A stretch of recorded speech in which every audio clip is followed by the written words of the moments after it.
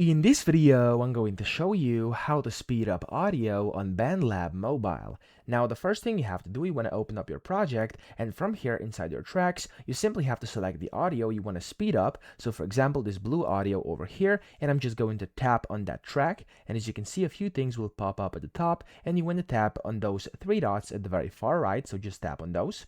And there we go, it's going to give you a few options. The one we're going to look at is time stretch over here in the middle, so tap on that.